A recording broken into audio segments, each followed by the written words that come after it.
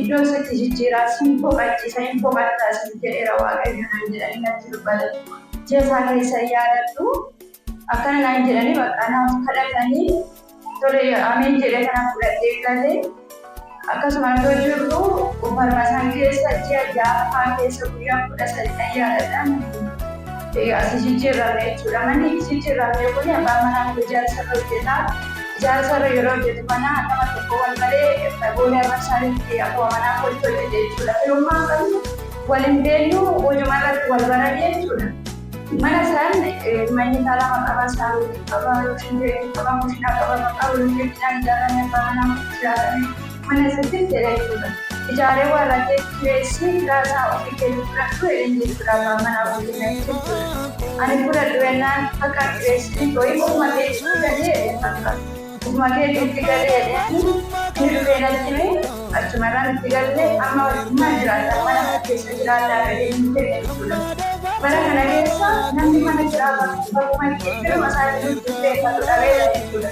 Kana keessatti ana waaqayyo gadda koo ilaalee ani gaarummaa qabaadha osoo hin taane waaqayyo gaarummaa sanatti agarsiisee lafa si kaasanaa hin jedheenyi sagalee isaa natti dubbate sagalee isaa amanamaadha waan ta'eef hojiidhaan natti agarsiisee na gargaaree na hubachiisee amma dhalli koo nagaadha manni koo guutuudhaan qulqullinaan nama waaqayyo naa galateeffadha akka waaqayyo.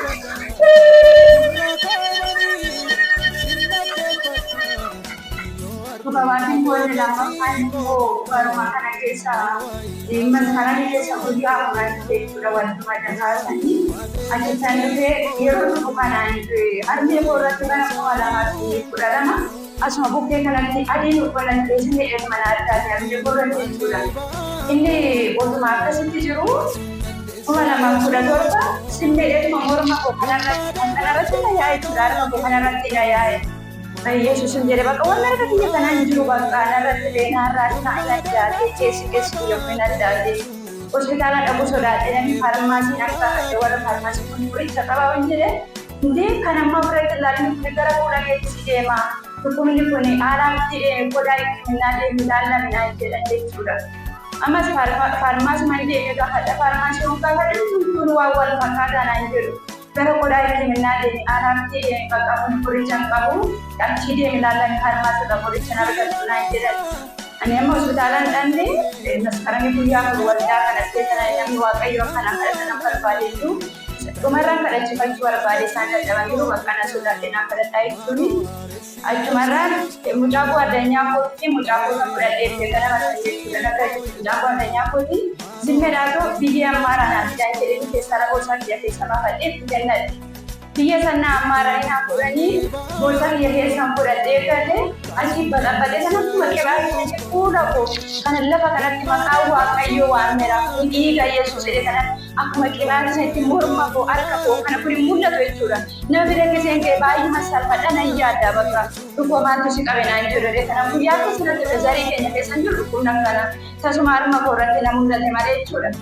Nan dibadhee bakka sun jedhama akkuma qibaatii san bishaaniin badhaabbatee laaffisee kanan dibadhee fuula koo nan dibadhee yaa waaqayyo yooti kana narraa balleessite ani saba kee fuuldura dhaabbadhee hojii kee dhugaa baadhee waaqayyo nan kadhadhee waaqayyo nan affarsiinee nan qaanessinee omtuu narra jiru arbi koo normaadha mormi koo irra illee omtuu jiru bakka fayyaa koo tan jiraachuudha waaqayyo nan galateeffadha.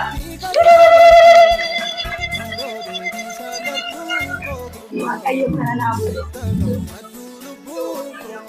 Biyyumaan ijoollee mucaa kootti mucaa addunyaa kun bira jirti isaanii nan bakka ofii kee waliin sodaadhee maaliif naan jedhu sana keessa rakkina kaantiin taphannaadhaaf makuma nama taphatu naammaaraan jedheen naammaaranii naa fudhanii boorsaa keessa godhee fudhadhee galee badhaabbatee dhuma dibadhee bakka akkuma dibaatii sanitti zimmiidhee dhuma shakkii tokko malee dibadhee bakka humni waaqayyoo lafa san jira maqaa waaqayyootti waamameera jedhee man dibadhee bakka narraan jiru noormaalidha bakka sababa caaqaan inni gochuudha.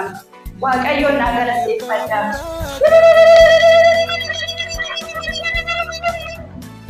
Warra akka hojii rakkatanii warra akka hojii gaaffii keessa jirtanii mana kana guutaa baay'ee irraa shakkii tokko malee jechuudha.